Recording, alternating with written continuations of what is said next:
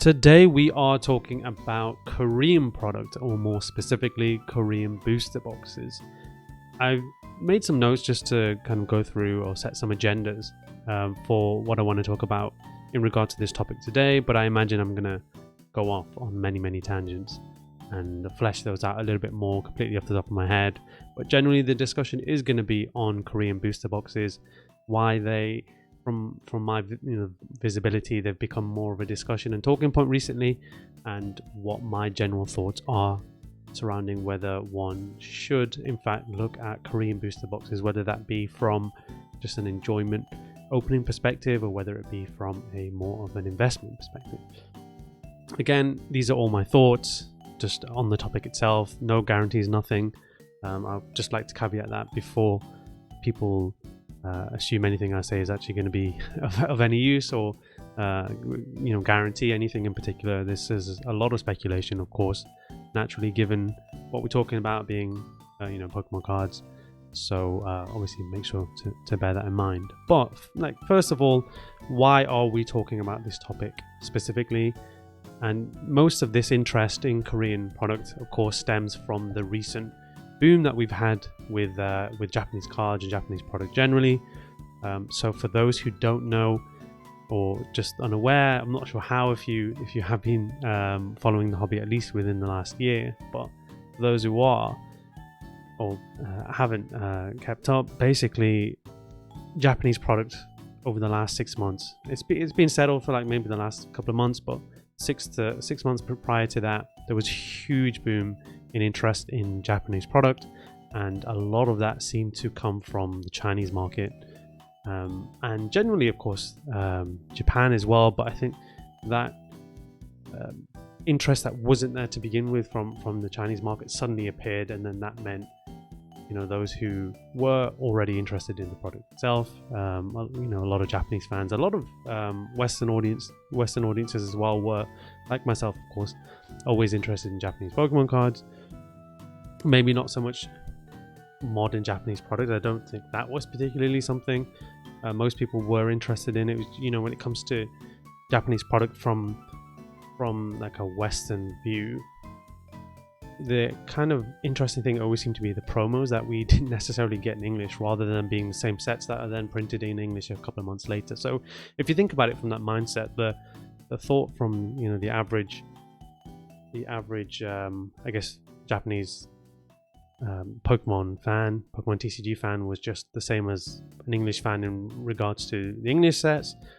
However, there was also interest from, as I mentioned, Western audiences who looked at Japanese product generally, and probably, as I said, focus more on those different variations of promos and all these different cards that we didn't necessarily get, and not so much the sealed product. But what we saw over the last, let's say even 6 to 9 months, maybe even a year, was we saw an influx of another market, being that of the Chinese market. I noticed this close to about 6 to 9 months ago when I was selling a lot of decent high-end Japanese graded cards on eBay, and a lot of those buyers, out of nowhere, I say out of nowhere, that's not particularly true though.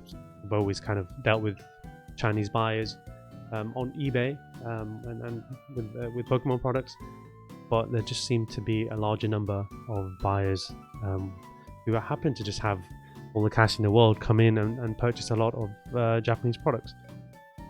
So basically what happened was Japan had this complete explosion of interest, and then had the boom and everything went to the moon.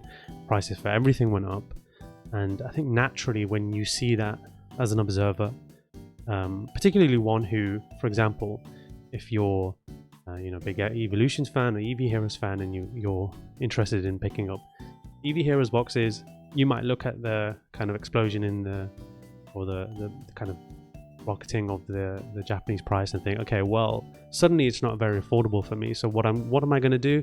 I mean, I could look at alternative Japanese products if I wanted to. I can look at alternative English products if I wanted to. But what's probably the easiest thing? Looking at the exact same set, but it just happens to be in another language. Sure, it could be English. Oh, that's something we're all aware of, but something a bit more obvious, and something still even a bit more expensive. The good thing about the Korean product, it is very much kind of bottom priced product. The booster boxes are pretty damn cheap to begin with, much cheaper than English product.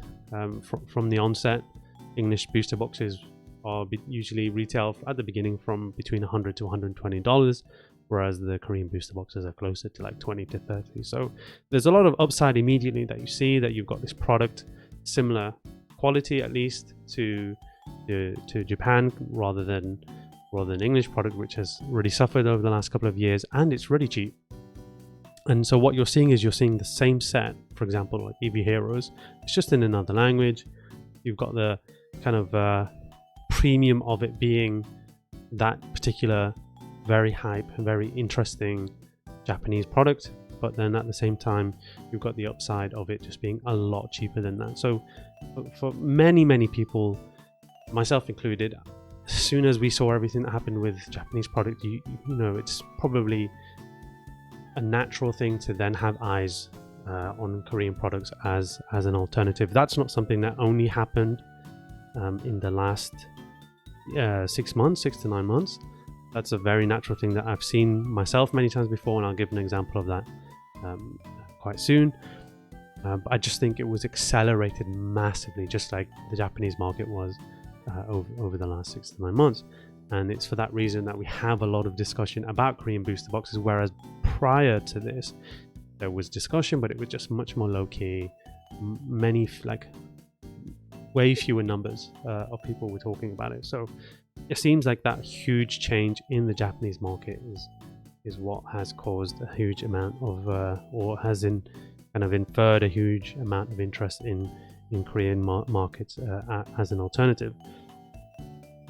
So the story that I wanted to mention was I probably about a year ago, maybe a little bit longer, I was speaking to a few people. So there was one person in particular that I spoke to quite briefly about it, and I watched a video of his which was Squeaks. I can't remember his exact YouTube. Squeaks World Gaming, I think that's the name of his store. Sorry, it's I don't know exactly off the top of my head, but he was talking about the fact that he was picking up Korean products at the time, and he just said, oh, it's dirt cheap, it's ridiculously cheap, it's really fun to open. And I think the main thing he seemed to emphasize at the time was it was just really fun to open. And it wasn't actually Pokemon, it was actually Yu-Gi-Oh product.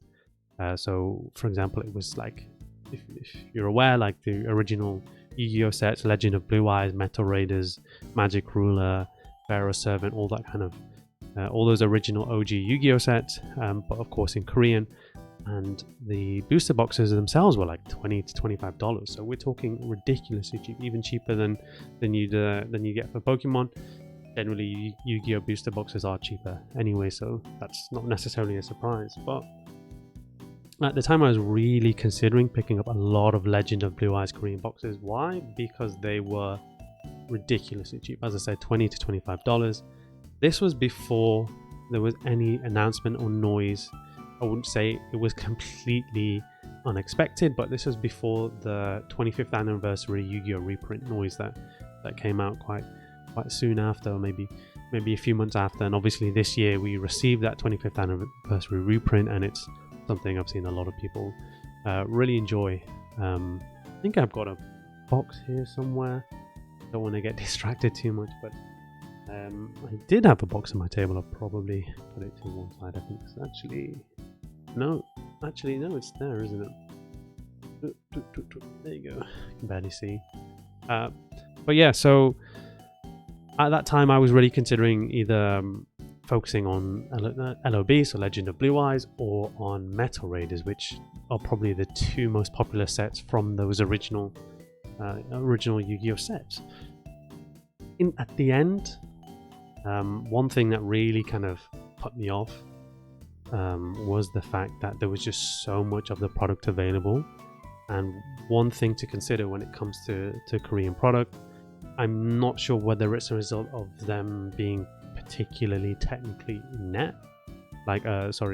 capable, because obviously the Japanese are, and that's why their products and their QC is fantastic. And obviously generally that kind of area in Japan, South Korea, they do they do ship very well. They produce things very well. Look how many things we have in our own markets, or how many of our day-to-day things. Your Samsung, for example, made in or at least assembled in South Korea, and obviously Japan being a technical or technological leader in the world over the last 30 to 40 years. They make things very well there. It seems to be the case with trading cards as well in Korea, but they have the capability to clearly produce a lot of product, but because they just don't have anywhere near the demand that Japan has, there's a lot of product that's just sat there. And maybe, just like Japan, or the Pokemon Company, Japan had to figure out, okay, how do we produce, how do we print our product, right? We have an initial wave, and then we determine the kind of interest based on that, and then we have a second wave, and then following the second wave, we might have a third kind of, a small tertiary wave following those initial two waves. So obviously Japan, Pokemon Company Japan has had a lot of years of experience of that. That's why they just understand printing to demand better than English product, and that's why generally up until the most recent boom, at least, they've done very well regarding that. They don't overprint sets like the English Pokemon Company does with a lot of sets. So that's something that they understand, and I guess I'm unaware as if they are produced in like the same factories. I guess that's possible. I have heard that they are, but I can't actually verify that. Something worth googling and I guess asking around. Certainly something I probably will ask around. But yeah, whether they produce them there or not, they are clearly capable of producing a lot of product at a good quality. And I think that's what it was that put me off actually purchasing those Blue Eyes, or those Legend of Blue Eyes, and those Metal Raiders boxes last year, basically. So even given the upsides of, the product was really cheap. I mean, it's Legend of Blue Eyes for Yu-Gi-Oh! You don't get as popular as, you can't really get more popular than that. Metal Raiders as well. Again, I'm pretty sure I would say that's the second most popular set from the kind of OG Yu-Gi-Oh! Sets. And as I said, it just wasn't enough to appeal for me, given I just thought, there's going to be nothing of it. Maybe that conversation or that thought changed over the last 6 to 9 months, given what we've seen with Japan, with Japanese product. But again, if we look back to the kind of rationale and the understanding of what happened with Japanese product in the last year, we're talking about that huge influx of wealth and money from that Chinese market that seemed to change things quite rapidly. Do we expect something similar for Korean products? Absolutely not, right? If you are that particular person that seem to be, they seem to be targeting sealed product and graded cards and waifus, I guess. So it's not like the average collector who's just trying to complete sets, right? Binder sets, right? So they're clearly people who maybe are a little bit more involved in Pokemon. Maybe they're more on kind of an investment side. So if you have that kind of money, you are going to go for the most premium product. You're going to go for the Japanese product. Why on earth, if you could afford, and money was less of an issue, why would you go for the Korean EV Heroes when you can actually just afford to buy the Japanese EV Heroes? And how much is that going to change? Sure, Japanese EV Heroes might just continue to go and continue to climb, but at what point do you turn around and say, well, okay, now money is an issue for me, I'm just gonna purchase the Korean product instead. Again, I'm obviously talking from the perspective of that particular like buyer with a lot of wealth and just looking at opportunity within trading cards. So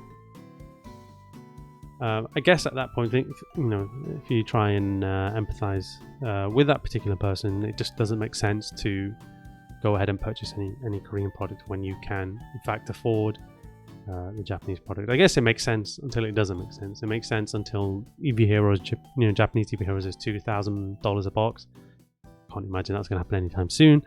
But if that's the case, and then obviously Korean EV Heroes is $50, then sure, maybe. But again, I guess if you've got the money and if you're that kind of buyer, why would you make an exception and not go for the most premium products? I think generally it's a bit more of a like a psychological thing, right? You see, people want the nicest things, and generally, when you look at, you look at designer handbags or clothing, that kind of thing, there's a lot of people who do still purchase those things that might not actually be able to afford them or have that much wealth where they can, or it doesn't impact them. I've seen plenty of examples myself, but they'll still go out because they want the best thing. Right? They don't want to be seen with, if you can afford a Birkin bag, why the hell do you want to be seen with a Gucci bag, right? So that's the kind of way I am rationalizing that thought process, at least in my head. Going back to, I guess, getting back to the topic of the Korean cards.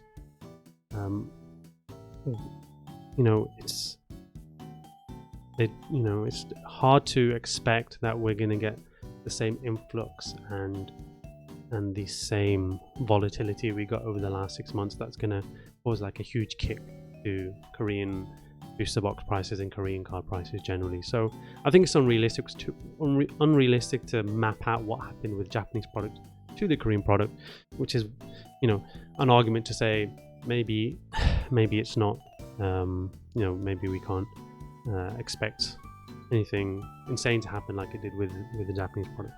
At the same time, however, there's certainly, maybe how we viewed the, kind of Japanese market before, how the English market was before COVID, just like steady increases. Maybe that's certainly an option with Korean product, but again, my kind of feeling that they produce way too much product for what the demand currently is means that's going to take a long time. We're just going to run into another evolutions where it takes something like a COVID to actually make evolutions a valuable set. Because again, don't forget, basically till 2021 Evolutions was $100 a box. I actually had the opportunity to buy a case of Evolutions for around about $650, $650, $660. Like 2 or 3 weeks before Logan Paul decided to do his thing, and by the time he'd done that, it was $400 a box, which was at the time really a real shame, but you kind of get over it. So they're generally the kind of main arguments as to why maybe it's probably not worthwhile looking at Korean products. One thing I do find particularly interesting on the other side of the argument is the fact that some of the kind of specific Korean single cards, and maybe this is mostly just confined to something like an Umbreon VMAX Alt-Art, same with like a Rayquaza VMAX Alt-Art, but given the kind of ratio of the box prices, the single prices are actually, at least as I said though, specific singles are actually higher than the Japanese alternatives. So there is, I guess, some opportunity there with the single cards. However, again, you're talking about a card like an Umbreon VMAX, which if it has any similar kind of pull rate that it does to the Japanese alternative, that's going to be a particularly tough one to get anyway. So you're at that point, you're basically gambling, right? So it's not really what we're here to do, right? We want to be smart about the decisions we make. There's a couple of outliers that are there, for example, but generally Korean cards are going to be cheaper than these and the VMAXs and even the simple full arts and the trainers and pretty much everything apart from those particularly sought after cards. The kind of price relative to the Japanese product, normalized to the difference in booster box price is going to be lower. They just aren't really worth as much. It kind of speaks to the fact that maybe people who are buying Korean products and Korean cards aren't your average collector. That's why the cheaper cards are just basically bottom of the barrel. It's only those specific niche cards or highly desirable cards are the ones that people are actually picking up and collecting. There's no one completing, or there's very few people completing Korean binders, right? For example, it'd be interesting to actually hear from some Koreans themselves as to whether they prefer to purchase Japanese product over their own product.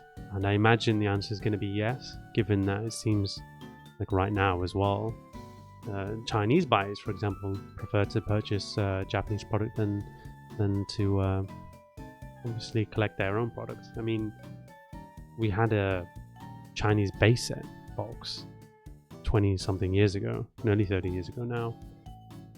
So it's not like Chinese Pokemon product is a new thing, and even still, it doesn't really compare to Japanese product. So I mean, the Chinese base set is ridiculously expensive, all things considered, especially if you find it in first edition. I'm not sure if it's actually a limited edition, but I assume there is. But yeah, generally that is going to be quite expensive, nonetheless. So as I said, those are just some points I thought worth sharing surrounding Korean booster boxes, whether or not they are worthwhile looking at investing in, or maybe just, as I said, purchasing to enjoy, maybe cracking open a few boxes and then keeping the rest sealed and tucked away. Obviously depends what you like to do. I generally like to enjoy opening a little bit of product. I open a few boxes on the channel sporadically as well, whatever it might be, just a few boosters, maybe a box or two here and there. But yeah, that's probably about it from me, I think, regarding this subject. Just to summarize, Korean products, a lot of upside. It's ridiculously cheap, the quality is very good, but the demand just doesn't seem to be there. There just seems to be this idea that, okay, now there's a lot of Japanese hype, there should be the Korean product hype. Now the Japanese expensive, how about we find a cheaper alternative? And like we've seen with kind of WotC price contraction over the past couple of years, even like I bought PSA 10 graded first edition holos from not base set, but from other WotC sets, Neo Genesis, Neo Destiny, that kind of thing. And even in the last year that I bought them, they've gone down in price. So we saw this boom in 2021, and we're talking 2 years later, and the prices are still either kind of stabilizing or going down, right? So we've just had this Japanese explosion in price and popularity, and I think it's such an easy lesson to learn that look what we saw with the English side of Pokemon. 2 years later, we're still talking about things going down in price. We're still talking about those same WotC holos going down because they were just so overpriced. Like, think about if you actually purchased those holos back in 2021 and how effed you are basically right now, given that your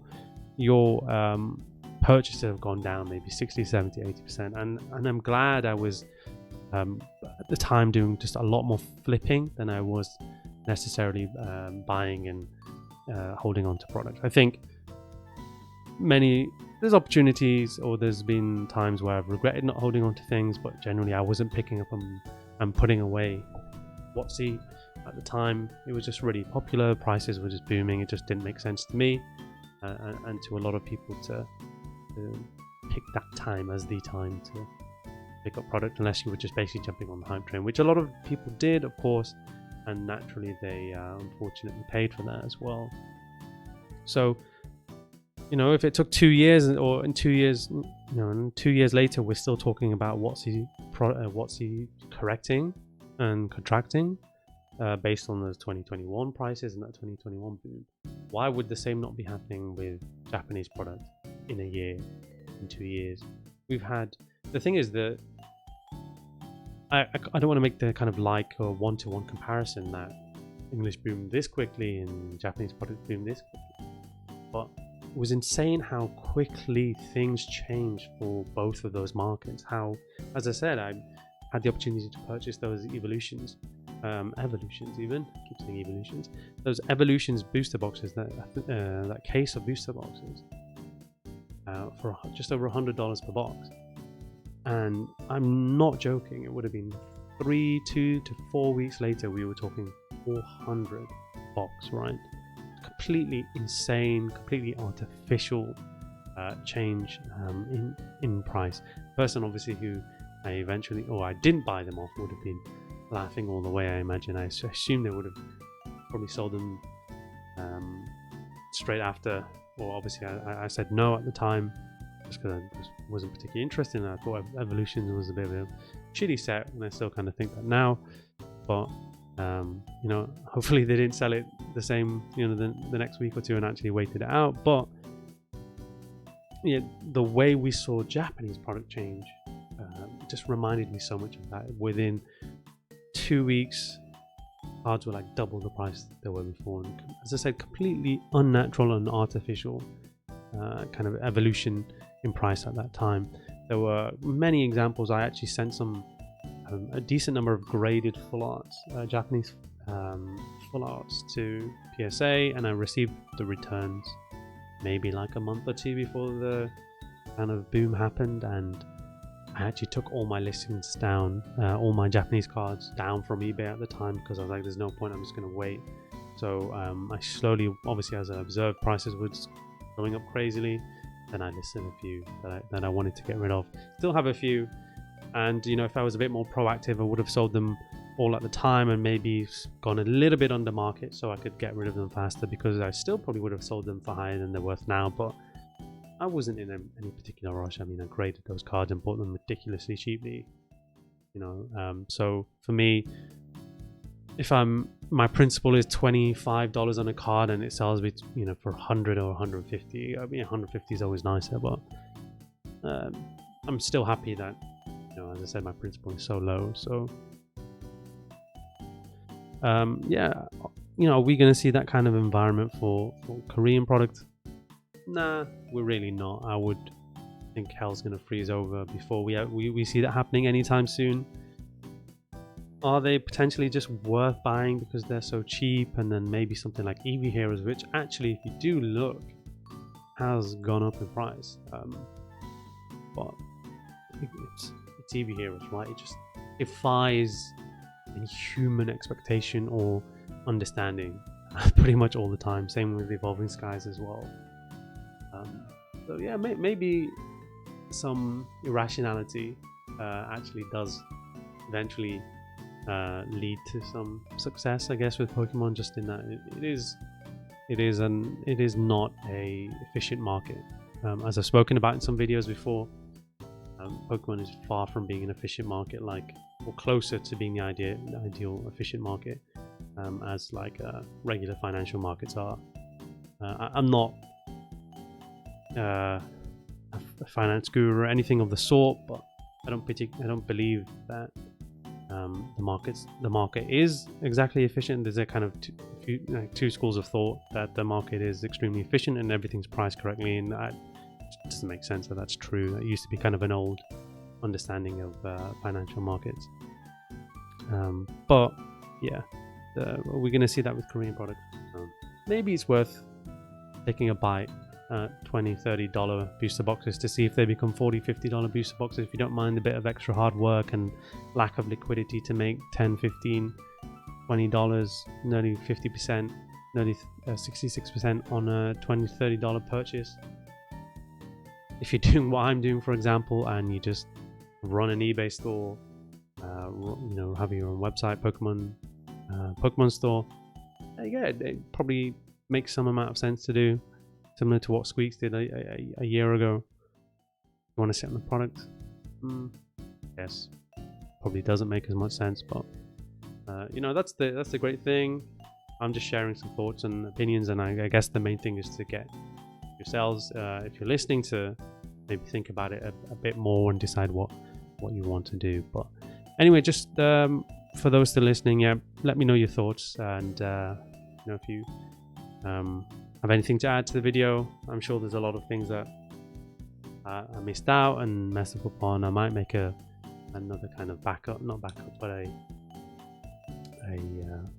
video following this, a second video just discussing this in more detail in the near future. So if you're interested, keep an eye out for that. Otherwise, if you enjoyed the video, please leave a like and subscribe if you're not already, and hopefully I will catch you on the next one.